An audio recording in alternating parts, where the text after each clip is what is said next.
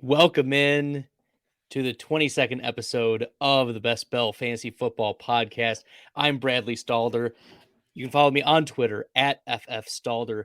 Tonight I will be drafting in the $20 Drafters Million NFL Best Ball Championship.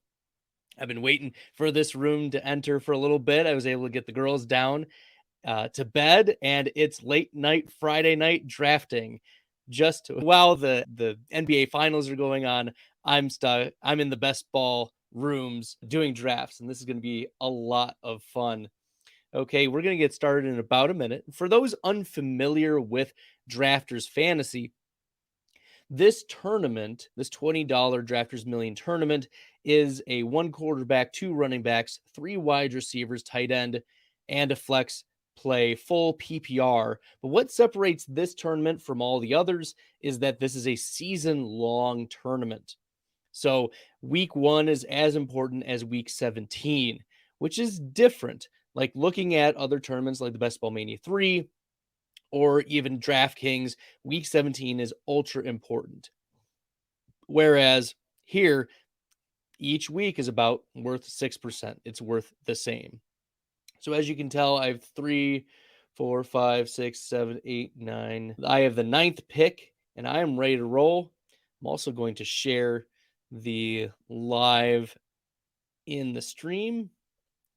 And this is a 30-second timer. I'll have a little bit to get everything shared.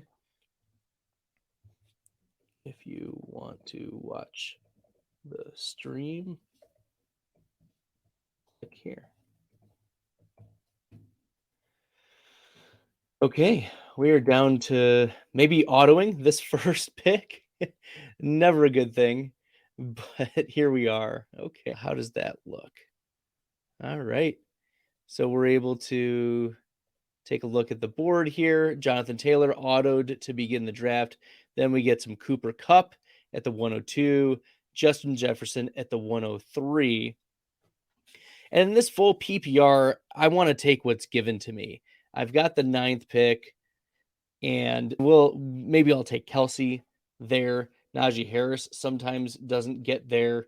Joe Mixon is an obvious pick. But with 3 wide receiver starts, Devontae Adams and Stephon Diggs oftentimes are good picks at these spots. CeeDee Lamb is an interesting pick at this spot.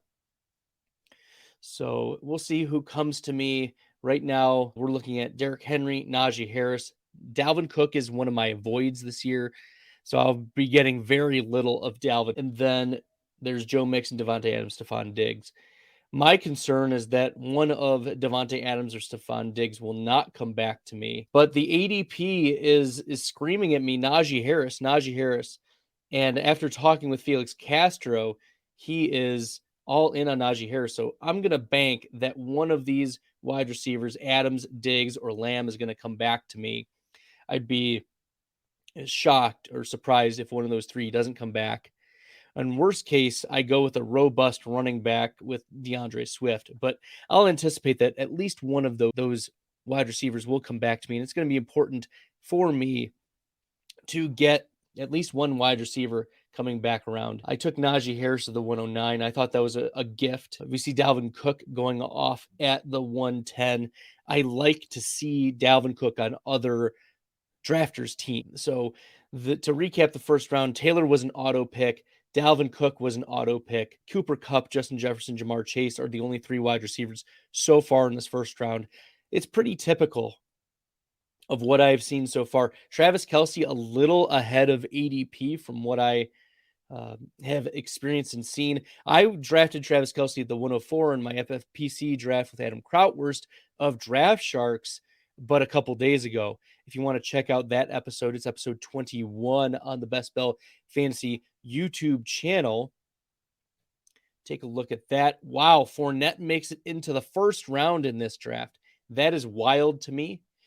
It almost guarantees me, though, that I will get Devontae Adams, Diggs, and Lamb. Yes, it will guarantee me one of Adams and Lamb because Stephon Diggs goes off there. Aaron Jones at the 1-2 turn. That's pretty early for Aaron Jones, although I have seen players at the turn take Aaron Jones because they really want him. So CD Lamb is going to be the pick here. I feel like that's pretty slam dunk-ish for me. So I've got Najee Harris, CD Lamb. I'm okay with an anchor running back start in this type of format. And especially for a year-long tournament, you want to consider in these drafters best ball tournaments being a little more veteran heavy, because the beginning of the year is weighed as much as the end of the year. So that's something to consider.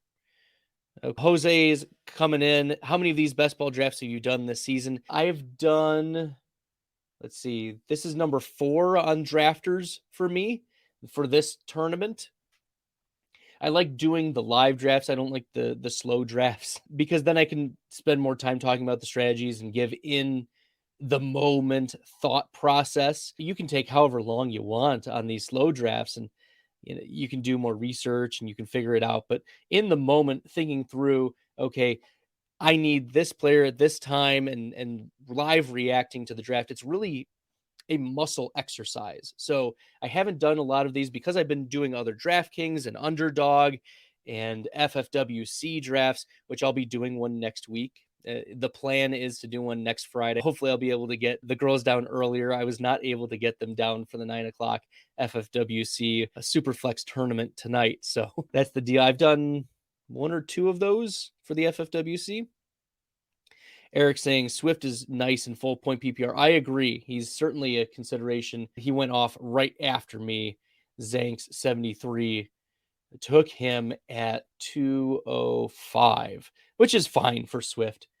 But Evans going off at the 206, that's a little early for Evans. I do like him ahead of Deebo Samuel for what it's worth. And then Eric also comments that Lamb is nice there. I agree. And at the beginning of the offseason, I was not in on CD Lamb. I thought they would bring in someone else. I didn't think they would trade Amari Cooper. But here we are. Cedrick Wilson is gone. Amari Cooper is gone. And CD Lamb is the number 1 pass catcher. And he played well last year in spite of the injuries. Like he wasn't spectacular, but for playing hurt, he played well enough. And we've got some vacated targets. Dalton Schultz seems to be the number 2. And getting CD Lamb now allows me to later on in the draft take Dak Prescott. And I want Dak Prescott on my best ball teams. Okay. Looking here, I am up, and Michael Pittman is staring at me. Yeah, I'll take Michael Pittman. There we go. I've been more in on Michael Pittman as well. I become a Michael Pittman truther. Going into last season, I was certainly not. I was more ambiguous about that wide receiver. But now the Indianapolis Colts have brought in a legitimate former MVP quarterback in Matt Ryan. Matt Ryan, we saw what he could do with Julio Jones and Calvin Ridley, and Michael Pittman fits that mold very well. And breaking out with Carson Wentz. Carson Wentz isn't a stud, but he's also not bad either. So an upgrade at quarterback for Michael Pittman is going to mean the world for this Indianapolis Colts team. So I went Najee Harris, CeeDee Lamb, Michael Pittman, and I'll probably come back around and take another wide receiver, although there's one running back that's staring at me in the face. I am biased. Actually, there's a couple running backs that are pretty nice here, but we will see if the wide receiver thirstiness increases. Okay, after Michael Pittman, Jalen Waddle goes off the board. David Montgomery, DJ Moore. I'm not getting a lot of DJ Moore. And maybe in those week 17 tournaments, he should be targeted more, because the Buccaneers face off against the Carolina Panthers week 17. And if you have the Tampa Bay Buccaneers, you want that come back around with DJ Moore and the Carolina Panthers. Consider that. But wow, Darren Waller goes off here. And now I've got my choice of Breece Hall, Deontay Johnson, Terry McLaurin, Travis Etienne. I really love all 4 of those. I'm going to mix it up a little bit and take Breece Hall. I haven't taken Breece Hall in quite some time, actually. It's at about ADP for him. and Deontay Johnson goes right off there. Yeah, Eric says you can't go wrong with Hall or ETN. I agree. I view Hall and ETN as pretty interchangeable, and ETN was one of my most, I think, my most drafted running back on underdog so far before they pulled out of Michigan. So I loved drafting Brees Hall as well, and you were getting him in the 5th round, 6th round, the big board tournaments for underdog. Deontay is interesting. I didn't want to tie myself too much to the Pittsburgh offense. They replaced Juju Smith-Schuster with George Pickens. Deontay is playing for a new contract, and that's good. But I have a feeling that there's going to be some quarter discontinuity is the word I'm looking for. So that's why I avoided Deontay Johnson. I already have the Pittsburgh running back. And in these drafters fantasy full season tournaments, I'm wondering how important it is to stack non-elite offenses. Obviously, you want the Dallases of the world, the Cincinnati Bengals of the world, the Chiefs, the Rams, some of these high octane offenses. Tampa Bay, most obviously, the Chargers. Those are the offenses you want, absolutely. But like you don't want to put too many chips in on early team on players early that their offenses are uncertain. Like Kenny Pickett, we don't know what we have. Mitchell Trubisky, we don't know what we have. And looking at the end of the year tournament, maybe you're considering the Mitchell Trubiskys or the Kenny Pickett's of the world week 7 in those week 17 tournaments, but these are not those tournaments. So I'm happy to get Hall. I think he'll immediately be an impact player. And I like a lot of the wide receiver threes that come back around to me. And we'll see what other value might come my way. So thanks for chiming in there, Eric. But that is why I took Brees Hall over Deontay Johnson. And I took I've been taking a lot of Travis Etienne, so that was more of a diversity pick than anything. I haven't gotten a little bit of Brees Hall lately. But it was a choice between Hall and Etienne. I thought that it's a pretty significant tier drop between Hall and Etienne, and then compare that to Josh Jacobs. So I think Hall and Etienne are there, and then Josh Jacobs certainly not there. All right, looking after the Travis Etienne, Johnson, Hall picks, DK Metcalf goes off, Jerry Jeudy goes off in the 4th round. Holy guacamole. I can't get behind getting Jerry Jeudy in the 4th round. That's just too expensive for me. But we have been seeing the likes of a Cortland Sutton go off at the end of the 4th round, beginning of the 5th round, and I think that's the right spot for Cortland Sutton. I'm a big believer that he's the wide receiver 1 in this offense. But we're not talking about a Drew Lock, Teddy Bridgewater offense, a close to the line of scrimmage, low A dot type of offense. No, this is Cortland Sutton offense with Russell Wilson. So I am much more bullish. Oh, looking at who's there for me, give me Brandon Cooks, the wide receiver 1 for Houston. Love getting Cooks as my wide receiver 3. That was a smash, absolute smash pick because Brandon Cooks, let me pull up the wide receiver win rate data here. Over the last 3 years, Brandon Cook, let me find him.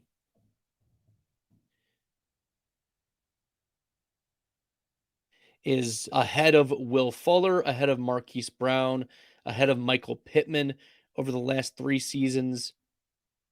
So I'm bullish on Brandon Cooks. And as Dwayne McFarland of PFF has said, Brandon Cooks was a wide receiver 1 since Davis Mills took over as the quarterback in games that they played together. So I like that Brandon Cooks is there available for me at the end of the 5th round. Rashad Bateman is an interesting pick, not the type of player that I'm targeting at these spots. In the 5th round, I think it's still a little expensive for the ambiguity, like we're projecting a lot. And after next week, so in a little over a week, I will be starting my projection study halls where it's going to be a slow process and it's going to be unscripted. I'm going to have a lot of tabs open, but I'm going to talk through what processes and what thoughts I go into making my projections for each of the teams and answer some questions and make some judgment calls so you can see live how my projections are going. Okay. Now, this is an opportunity for me to take tight end Dalton Schultz. I think it's a teardrop between Kittle and Schultz, but it also gives me the Dallas, right, correlation, tight end and wide receiver.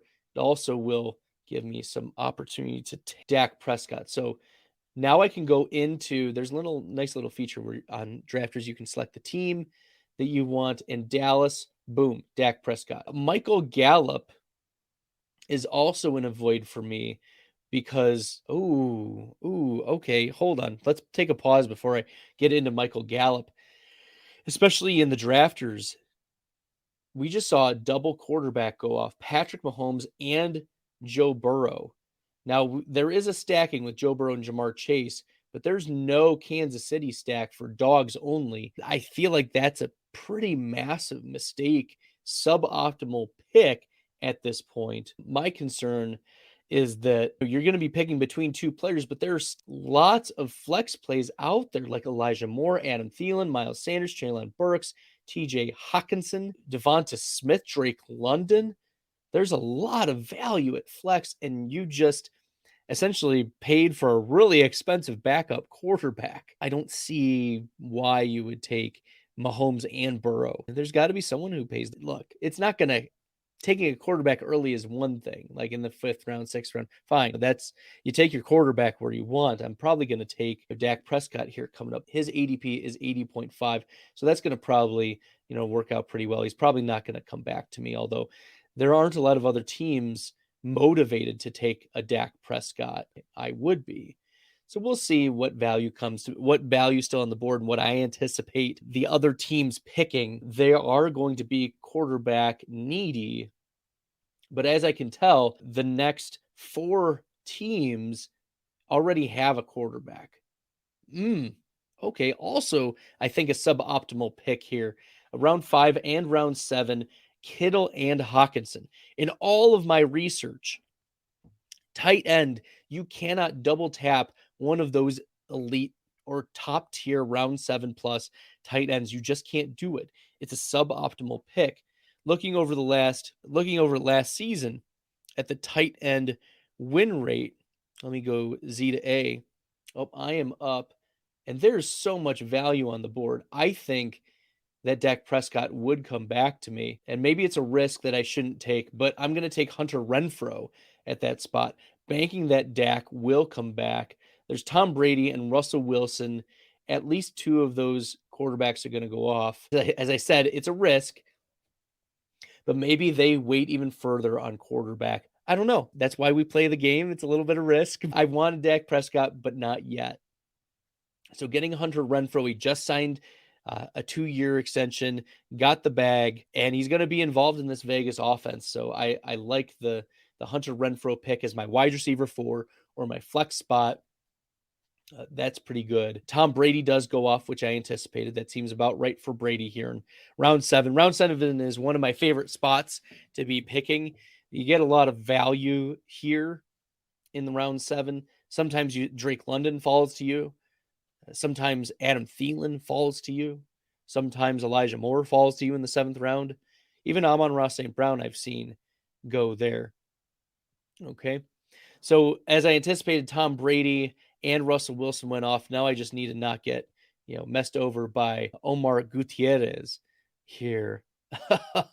It is a risky spot, but Dak Prescott, the risk paid off. I'm able to get my quarterback, Dak Prescott, at pick 88 in the 8th round. He's stacking with Dalton Schultz and CeeDee Lamb. They're going to be passing a lot, and Lamb and Prescott are going to be the top plays here. I'm going to go back to Dallas and also star some other wide receivers. Okay. And Michael Gallup, getting back to that, bringing it back around, Michael Gallup is more valuable in a tournament play where week 17 is on the line, compare that to a full season. Because for every game, let's say that Michael Gallup misses half of the season due to the ACL tear he suffered at the end of the 2021 season. Then you've lost 50% of your value of a player whose ADP is 123, round 11 now. He's fallen outside of the top 10 rounds. I had mentioned him as a round 10 fade, and his ADP has fallen that way. So calling the ADP whisperer. But it makes sense that he's less valuable in a season long lead. 50% of his value is snuffed out. Whereas in these big tournaments, yes, like you're not going to use him for the first half of the season, but when it counts in week 17, that may be more valuable to you. And we've heard time and again from you can look at any of the studies, the week 17 is the most plus EV matchup. So if you make it to the playoffs and you've got a Dak Prescott and Michael Gallup stack, that might be a pretty unique stack because teams that get snuffed out and have Michael Gallup on them, like he wouldn't have got them there. So getting Michael Gallup in the week 17 tournaments are more valuable. Compare that to drafters where 50% of his value is snuffed out. It's a season-long tournament. So let's take a look at who went off after Prescott. IU, Cordell Patterson, Kirk Cousins, or Christian Kirk, Kenneth Walker, Russell Gage. I really like the upside of Jay Calieri getting Cup and Davis and Moore and Thomas and Gage, Tony, all high upside plays, but probably not getting the quarterback. Here's also an interesting thing. I still think it's early for a second quarterback. I just can't get in on it. Maybe someone in the comments can talk me into why a second quarterback, even through 9 rounds, is a good idea with the likes of Stafford and Prescott just going off in round 8. I don't see it. It's not, yeah, it's not a play that I'm interested in. Okay. So looking at a few other correlations I might be considering, looking here, Pittsburgh, the New York Jets, Indy, as I mentioned, like a late Indy selection of Matt Ryan could be very valuable. Matt Ryan going at 159. So if we plot that out, probably around 13 or 14. Okay. And I am on the clock. I need some wide receivers. I've got Lamb, Pittman, Cooks, and Renfro. I've been talking up Marquez Valdez-Scantling, and I want MVS on my team. He is a high ADOT player. I've compared his upside to Juju Smith-Schuster's, who's going at pick about 55 or 56 right now. Marquez Valdez-Scantling, if you want to find the Marquez Valdez-Scantling truther on your Twitter timelines, just search for FF Stalder on Twitter and you'll find all the graphs. You'll find all the comparisons. I think of all of the veteran wide receivers on Kansas City, it's Marquez Valdez-Scantling that's the best value. High ADOT. He's shown the spike weeks. And in a best ball tournament that's season long, you don't know when he's going to spike. But that's the whole point of the best ball. You don't need to pick out what week it'll work for you. Okay. Looking at who else is available, there's been a lot of positive buzz about Robert Woods. I don't have Tennessee or Cincinnati, but Tyler Boyd, I think, is a really interesting value here in the 10th round. I talked up Tyler Boyd as one of the best values in the 10th round. Looking at ADP, and I pulled the ADP from a month ago, so I'll have to do some updates here. But looking at Boyd, I have him as supposedly like an 87th or 87 to 96th value. So somewhere in the 8th to 9th round. So 8th, maybe beginning of the 9th round, and I'm getting him the middle, start of the middle of the 10th round. So I like Boyd as a value in the 10th round, and especially in wide receiver heavy draft like this. Now, I've got two running backs, my staple running backs, but now I'm going to start looking for valuable handcuffs, see if there are any that come to me at value. Yes, if there are any that are coming at value here. I like the upside of a lot of these players, and there's also a high floor for a player like Hunter Renfrow and Michael Pittman. So I'm happy about those plays. But yes, I'm going to start considering running backs at this point. Now, Eric is, he's been trying to tell me, yes, there's Cook, there's Cook, there's Cook. I know there was James Cook on the board, and I still was not willing to take a shot on James Cook at this point. I think Devin Singletary might be the value in that backfield. Where is Devin Singletary going off? Did he already go off? I don't see him.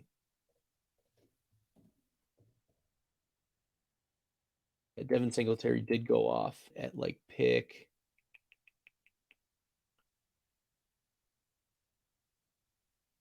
86. So not crazy. Not too crazy. Yeah. So Eric's talking about there can be a run on backup quarterbacks that can make you scramble. Also, that top tier quarterback has a lot of potential. I agree. They do have a lot of potential, but you're only going to start one of them. Like, what is the edge you're getting? Like a couple points. Whereas the difference between getting a wide receiver 3 who spikes and a wide receiver or a flex play that spikes and a flex play that doesn't is pretty massive. It could be 5, 6 points, etc. And then you keep building that. And there's a lot of wide receiver value that happens at these spots. Oh, I'm really tempted right now to take Michael Gallup, but I just can't do it. I just can't do it. Another player that I'm drafting a lot of is Mike Gesicki. His upside is pretty high. And I mentioned I want some running backs, but I'm not willing to take Nyheim Hines. He's not going, his role isn't going to win you your tournament in a year long. He's not going to take on a Jonathan Taylor role. If Jonathan Taylor gets injured, it's going to be some other running back. So that's why I avoid the players like the Nyheim Hines here in the 11th round. So that's something to consider. I'm also hoping that there's one player left that I would like at wide receiver. Eric saying, I get why you waited since you have two strong running backs. Yeah, I don't need to pressure myself to get other running backs in the middle rounds.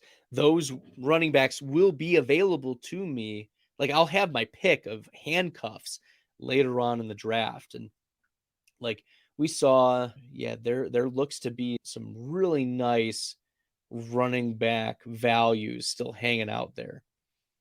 Okay. Also, you may go two quarterbacks early if you get them early enough. I'm just, you pick a stack and you go with it. If you want to take a later quarterback, as I mentioned, a great later quarterback in these one quarterback leagues is Matt Ryan. I think that he's an excellent pick in the one quarterback leagues. In the two quarterback leagues or super flex leagues, I want two quarterbacks in the first 3 rounds, no matter what.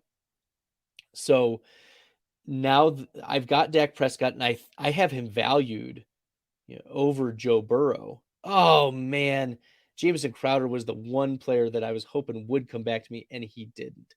So I am going to have to stretch a little bit, but I've been drafting a lot of Darrell Henderson. He's one of those running backs that would get a significant role if Cam Akers was out or if Cam Akers is ineffective. You know that Sean McVay trusts Darrell Henderson. The risk, though, is that Henderson's ankles always act up throughout the year, and you don't know when he's going to play. So he's the perfect, like, round 12 running back as your RB3. And for these 20 round builds, I'm looking at 5 or 6 running backs. And I've got my 2 tight ends in Schultz and Gesicki. I'm just going to make sure that their bye weeks aren't overlapping, and they are not. So by week 9 and 11, I'll be, and just to make sure, Matt Ryan has week 14 as a bye, so I'm not worried about that either. Yeah, but I'll push back, Eric, on the backup quarterbacks can make you scramble. The one quarterback is probably going to get you where you need. Looking at the quarterback win rates over the last 3 years, Lamar Jackson over the last 3 years, 55%. Deshaun Watson, 54%. Mahomes, 50%. Dak Prescott, 50%. Aaron Rodgers, 50%. Herbert, 50%. Josh Allen, 47%. Kyler Murray, 43%. That's the percentile adjusted rate of those players scoring 22 or more fantasy points per week. And as you can tell, like that top cluster is like 45 to 55%, like a coin flip. That may or may not, do it for you. So, Eric, you talk about Burrow and Goff. I don't think that, unless you have Jamar Chase, T. Higgins, like I'm avoiding Burrow at cost right now. He's so expensive. And looking over the last couple years, like I mentioned, that those like Lamar Jackson, Deshaun Watson, Mahomes, etc., can get you those 22 fantasy points. Joe Burrow, quarterback 14 at that rate, at 24.6 over the last couple years. That is behind Kirk Cousins. That's behind Russell Wilson. That's behind Tom Brady and Stafford and Kyler Murray. As I'm like Aaron Rodgers even. And I know that Rodgers has the downgrade. I think Burrow is only acceptable in those stacks. And Eric, you're saying that you do have that double or triple stack with Burrow. Like that's what's going to have to get you there. Obviously, you're not going to draft Joe Burrow naked, but that is the most that would be the most suboptimal thing, is to draft him naked. So yes, you need to have Chase, but it's expensive too, because you used to be able to get Jalen Hurts a round and a half later. But like looking at the board, Joe Burrow went off at quarterback 68. I got Dak Prescott at quarterback 88. There's 20 pick difference between players that they could give you the same output. And in fact, over the last couple of years, Dak Prescott's given you better output. You're banking on things changing. And while the schedule for the Bengals is pretty good, like shootout potential, and maybe that's your argument, and that's exactly what you're bringing up here, is that they ended the regular season on fire. I would agree with that. And okay, this is about the time where I'll take my Matt Ryan as my second quarterback. And because Ryan and Prescott are my two quarterbacks, I'm probably not going to take a third quarterback. Like I'll just leave it there. And now I can focus on like late round wide receivers and the running backs. So far through 13 rounds, my build is a 2-3-6-2 build. Yeah, 2-3-6-2 build. And Zach Wilson goes off. Give me all of the Matt Ryan over Zach Wilson or Daniel Jones. Give me Matt Ryan over Justin Fields. And I used to be really in on Justin Fields in the big board draft. Fields was like a teardrop quarterback for me, or even in the super flex leagues pre-draft. I was banking that the Chicago Bears would draft a wide receiver of fantasy significance. Didn't happen. So it didn't happen. And they drafted Velus Jones, and maybe I'm wrong on the evaluation of Velus Jones, but I don't think that Jones is the answer. He's going to start as a special teamer and then maybe rotate in as the wide receiver 3. Yikes. Okay. I'm hoping that there's obviously a star next to the player I want to take here. So Omar Gutierrez, don't take Jalen Tolbert, and you don't. So I get to take Jalen Tolbert there. I've got Dallas. I've got the CeeDee Lamb. I've got Dalton Schultz, Dak Prescott, and Jalen Tolbert. So Eric is saying that he loves Dak too, though. I agree. I'm very in on Dak Prescott as a fantasy option. In fact, Dak Prescott and Patrick Mahomes are the only two quarterbacks over the last 2 seasons to have 25 fantasy points or more, be their 73rd percentile fantasy point output. Weekly output. So 25 points. It's just Mahomes and Prescott over the last 3 seasons, each of the last 3 seasons. Okay. Eric is complimenting nice value on Tolbert. I appreciate that. Tolbert, getting him in the 14th round to stack with Dak, that feels good. It does hurt, though, seeing the likes of a Khalil Herbert go off, or the likes of a Kenneth Gainwell. Those are running backs I would be targeting. And looking forward, I'm not going to go only running back. There's a lot of value on the board, but there are some running backs that are still valuable to me, and I would like to not get taken out by by bullied around by not getting a couple running backs at the spot where Jalen Tolbert or Mike Gesicki went. I would have had to reach to get a running back at that spot because I'm not taking Nyheim Hines, as I mentioned before. Madison didn't go off when I wanted him to. Isaiah Spiller is a pick that I like. Double tapping with Henderson, especially in the tournament plays. You'll see me do that a lot. Take Henderson or Spiller or both in the underdog drafts because the Chargers face the Rams in LA. I mean, it's both their homes, week 17. So it doesn't matter who you think is the home or away team. But yeah, I like double tapping Henderson and Spiller there because the chances are that one of them is going to be playing significant snaps by week 17, given the running back position and how quickly it turns over. I'm just looking at seeing if there are any other places where I might have selected a different player. Yeah, no, I'm pretty happy with the types of players that have gone off before my picks. There is a running back that I'm eyeing here that I would love to get as my running back 4. I'll tell you about him when I get on the clock here in a second. And he goes off. Darrell Williams goes off. Goodness gracious. All right, that's not helpful. But Jamal Williams is an interesting pick here. Way ahead of ADP, though. And Gus Edwards is questionable. Let's look at all. Ooh, okay, we're going to go with Alec Pierce to get the wide receiver stack. See if there are some running backs who maybe become more valuable. But I get the Indy, Pittman, Alec Pierce, Matt Ryan stack there. So I'm pretty happy about that. And maybe I go with a third tight end, a late round Indy tight end. Let me see if there are any Indianapolis players that are available. And Doyle, sort by position, just tight end. Granson, Mo Alley Cox might be interesting. Just throwing him in the queue. Kylan Granson might be interesting. And then where's Jelani Woods? I don't see Jelani Woods here. Maybe he went off already. I don't see him. That'd be surprising. Anyways, let's get back to it. Look at who is available. No, I don't like James Robinson at the spot, but I'm willing to now take Jamal Williams. Okay. See, I didn't have to reach on Jamal Williams. I got my stack anyways because I double checked.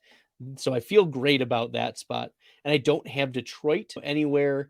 So that's great. You don't want to be taking your own handcuffs in these tournaments because if you lose your guy, like it's a step down. It's a minus EV pick because he's replacing your top guy, right, in that injury. But the chances are that maybe someone else's running back gets injured. That's more likely. So if you can take some shots on other teams' running back 2s, that's the idea here. And Jamal Williams would get a pretty hefty workload on what we anticipate being an improved Lions team. Let me take a step back. I live 20 minutes outside the city of Detroit. I'm a Packers fan, as you can tell by the Bakhtiari jersey behind me and the Lazard jersey behind me and the Robert Tonyan jersey behind me and all of the Packers signed mini helmets behind me and the cheese head that's behind me. But let me tell you, the Lions are doing a great job over the last year plus with Brad Holmes as GM. They made some pretty savvy picks, did some good evaluation on their third and fourth round picks in the 2021 draft. And now in 2022, they recognize that Amon-Ra St. Brown was a talented wide receiver. And instead of replacing him with a Drake London or Juju Smith-Schuster or someone like that, they instead signed DJ Chark, who's an A-dot monster. And they drafted Jameson Williams, who is, holy buckets, there's a spider that just dive bombed me. Okay. Yeah, so the Jameson Williams pick, he tore his ACL, and he's not going to be ready for the season.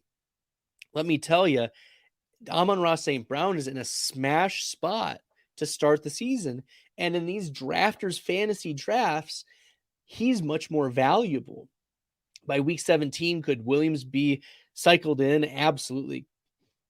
DJ Chark might be hurt, though. We don't know. We don't know what it's going to look like week 17, but we know for the beginning of the season, Amon-Ra St. Brown is going to get a lot of touches. They intentionally kept him in mind addressing the wide receiver position this year, and that's something that's underrated. Jared Goff, he's got a decent offensive line, and we've seen what Jared Goff can do in LA with some decent weapons and hopefully improved play calling from year 1 to year 2 for hopefully a healthy Swift and healthy Hawkinson, plus Jameson Williams coming out at the end of the year, DJ Chark, and now Amon-Ra St. Brown. This team could really surprise. And I don't know what the sports books have them as winning the North or even making the playoffs, but those seem like pretty interesting value picks, in my opinion. Okay. Eric says Lions could really surprise. They have a bunch of tough luck losses, especially at the beginning of the year. They were pulling together. The Lions are willing to play and fight for Dan Campbell. And that's something that you don't see every day. Okay. Let's look at some of the running backs that are available here. Okay. Why is Kenyon Drake questionable? What's wrong with Kenyon Drake? I'm looking here, and the ADP, James Washington is hanging out there. Let me look at my wide receivers. I've got 1, 2, 3, 4, 5, 6, 7, 8. James Washington, welcome to the team. I get another Dallas.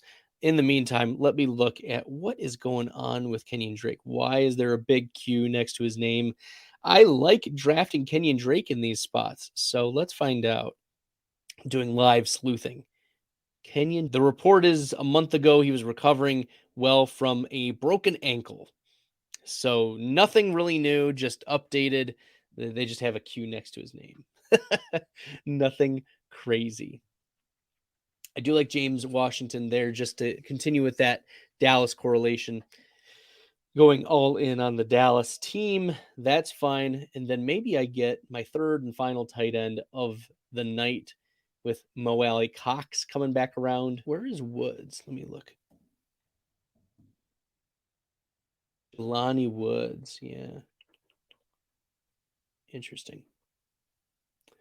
Okay. I didn't see him originally in my list, so that's why I wanted to search him manually. But Mo Alley Cox seems to be the tight end that I would want to take here as my third round, or my third tight end. So my two tight ends, Dalton Schultz, Mike Gesicki. And I like Gesicki's upside. That's one of the things that I've talked about time and again is he's more of a spike week type of player. Gesicki's tight end win rate, best ball tight end win rate was higher than Darren Waller, Hunter Henry, Dallas Goedert last year. Noah Fant even higher, and higher than Kyle Pitts, Zach Ertz, David Njoku. So yes, there we go. And we're going to go with Mo Alley Cox here as the last of my tight end picks. I'm not drafting another quarterback. I'm probably going to take at least one more running back, and I need to take another pick. So we'll see if that becomes a running back or a wide receiver. Not sure who I'll want to take here, but yeah. I'm just going to name off some running backs. We'll see who comes back to me. In no particular order, because at this point, it's just pick your guy in the last two rounds, 19 and 20. I like Zamir White. He, especially in the underdog drafts, he could be getting significant run week 17, whether Josh Jacobs' body breaks down or the Raiders want to see what they have in Zamir White as a first and second down thumper. I like D'Ernest Johnson. There's rumors back and forth all offseason whether Kareem Hunt's going to get cut or not. It's going to save the Browns $6 million.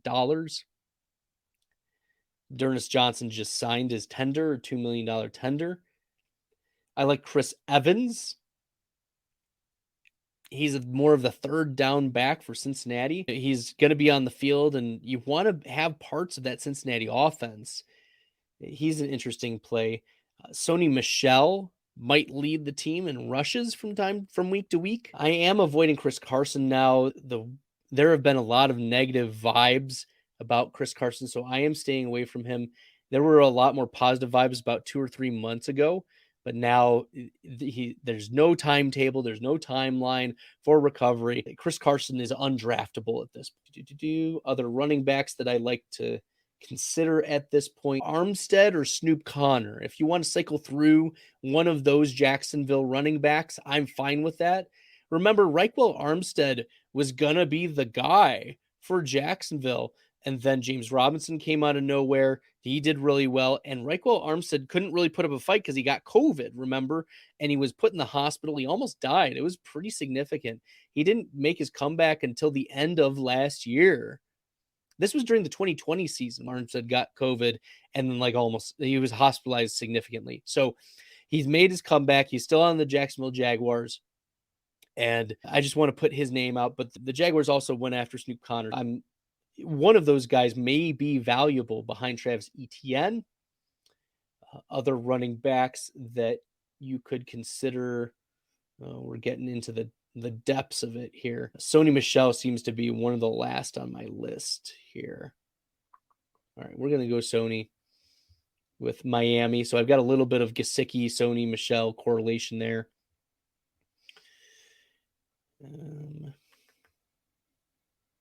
Yeah, there's not a lot of other running backs that I'm big on or that I've been cycling through too terribly much.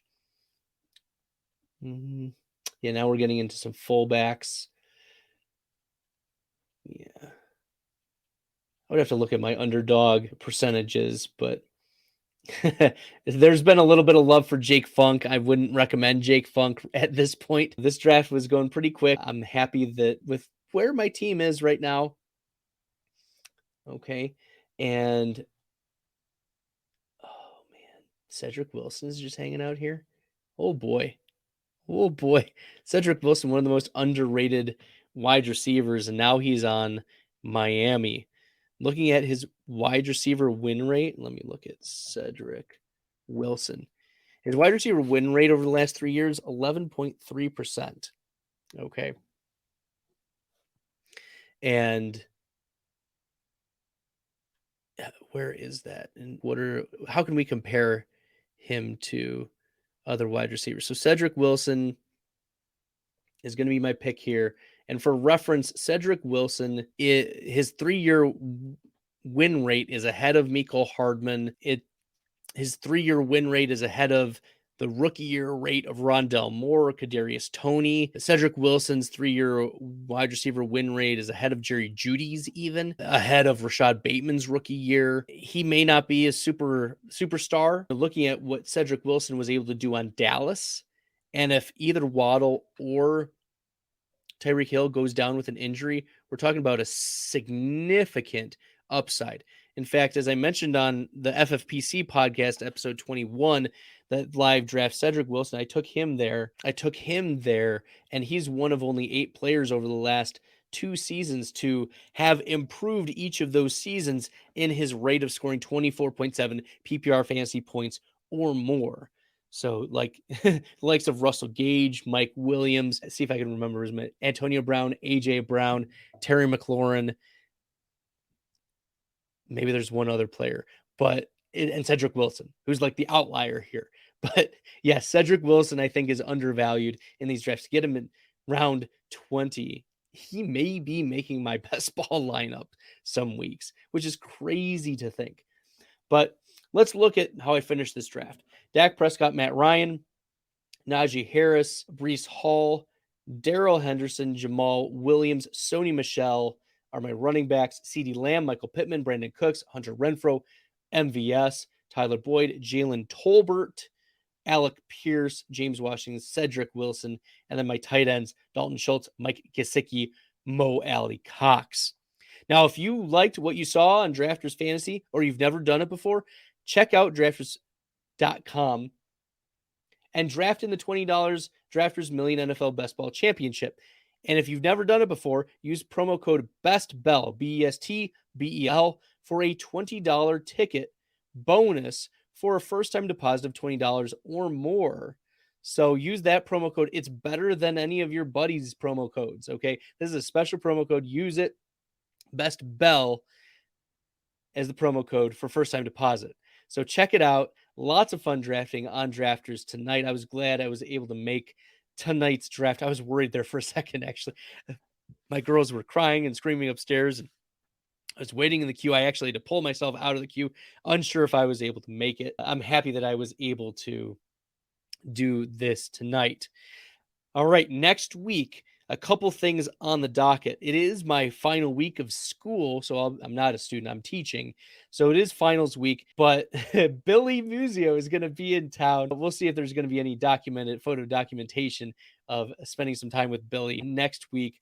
Next Friday, though, I'm going to plan to do an FFWC Best Ball Superflex tournament draft live here on the Best Bell Fantasy Football YouTube channel. I may also throw in a few other pieces of content throughout the week on the YouTube. So make sure to check that out.